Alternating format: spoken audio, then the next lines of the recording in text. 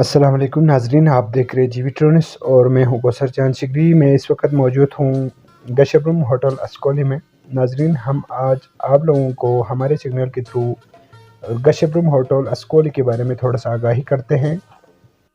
तो नाजरीन, आप लोग बखूबी जानते होंगे इस होटल का लोकेशन ये अस्कोली में है और इसमें क्या क्या फैसिलिटीज़ है हम आप लोगों को पूरा कैंपेन दिखाएंगे, होटल्स भी दिखाएंगे। और इसमें बहुत बड़े पार्किंग है गाड़ियों के लिए, जितने भी टूरिस्ट आए तो पार्किंग का कोई मसला नहीं है। और दूसरा जो कैंपिंग वगैरह हो गया, टेंट वगैरह लगाने के लिए भी बहुत वसी जगह है।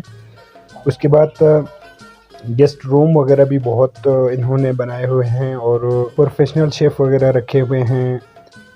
और काफ़ी टूरिस्ट इसमें इसी साल रुजू कर रहे हैं और काफ़ी तारुफ किए जा रहे हैं। वाकई में सिटी से बहुत दूर होने के बावजूद भी सिटी जैसा माहौल इसमें टूरिस्ट को मिल रहा है, तो काफ़ी खुश हो रहे हैं टूरिस्ट वगैरह भी। तो आए हम आप लोगों को पूरा गेस्ट हाउस दिखाते हैं, इसके अंदर क्या क्या टूरिस्ट के लिए फैसिलिटीज़ हैं हम आप लोगों को दिखाते हैं।